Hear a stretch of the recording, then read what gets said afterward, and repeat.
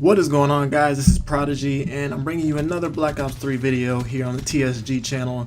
So obviously I want to give a big thank you to Thunder for allowing me to get this upload here on TSG. I really appreciate you, man. You do a lot for us, so keep doing what you're doing, man. You're awesome. But I'm bringing you some Safeguard here on Hunted using the Kuda.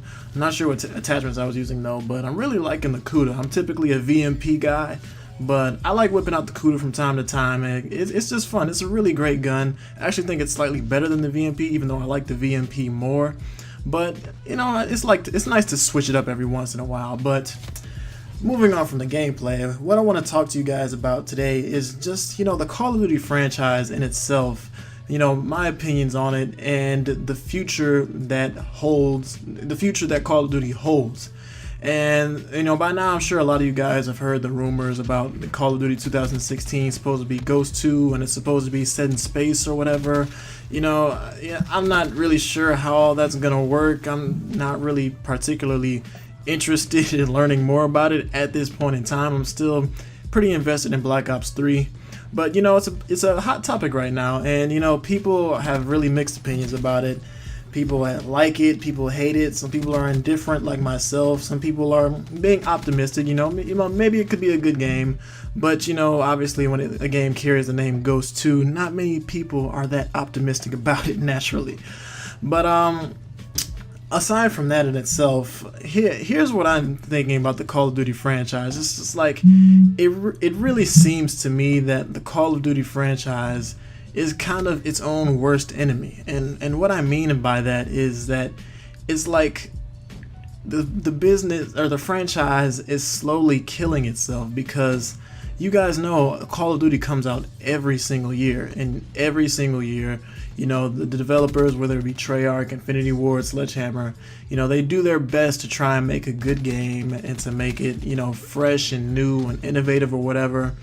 But you know, when you've been releasing a game every year for God knows how long now, you know, it's a first-person shooter, and you know, there's only so many different ways you can innovate and make a game that people enjoy before it starts to feel like, you know, just the same thing over and over again. Now, I'm not saying that Black Ops 3 per se is a bad game or a copy and paste from a previous game, but what I mean by that is, how long is it going to take before this just becomes stale and nobody wants to play Call of Duty no more? I mean, how much can one franchise innovate in a particular niche like first-person shooters? Like, if you think about we'll stick with first-person shooters, obviously, since Call of Duty is a first-person shooter, but, you know, think of other games like CSGO or Halo or Gears of War is another good one.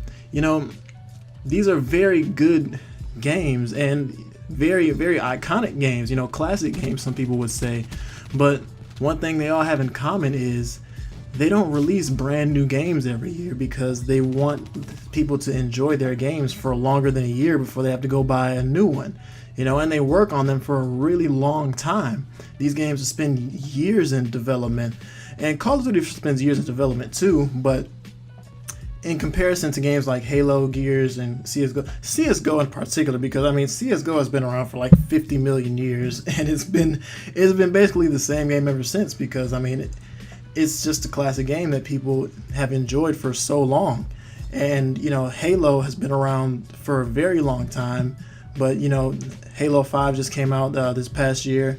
And you know, even though I particularly don't play Halo as much as I used to, because that's where I started my gaming experience, you know, I still respect it as a great game, as a great franchise, because you know, growing up, that's what I played. I loved Halo, and I'm just thinking to myself, if Halo came out and said they were going to release a new game every year, that would probably turn me off from it, because I mean, I love the game, whatever game it may be, but do I really want to see a new one every single year? Or do I want you to make a game that's good enough to where I can enjoy it for multiple years before you release a new one on me, you know?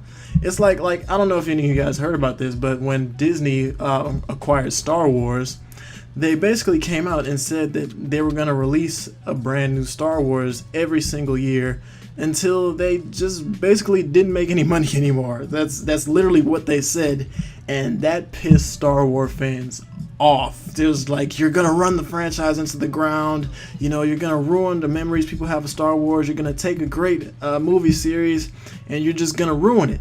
And that's completely justified, because I mean, I like Star Wars myself, but I don't want to see a brand new Star Wars movie every year. That means you're just going to put out constantly rushed projects. You know, and to get back to gaming, enough people already complain that games are released unfinished now, and, you know, they just kind of rush it.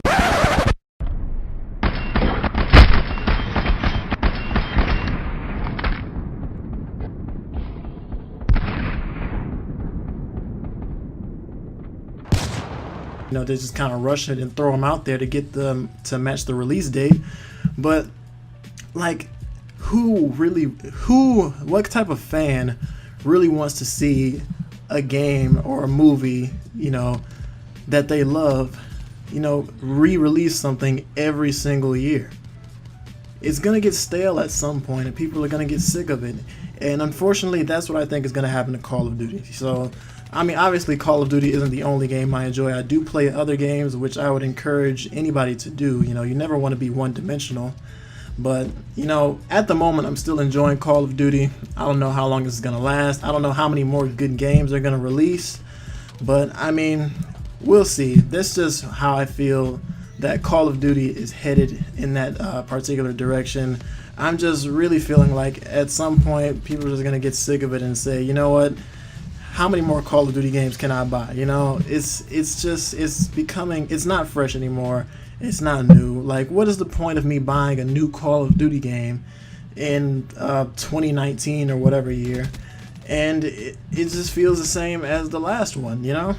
How much innovation could there possibly be? Now, they might be able to innovate for a bunch of more years. You know, we don't know what new stuff is going to come up or what new technology is going to come out.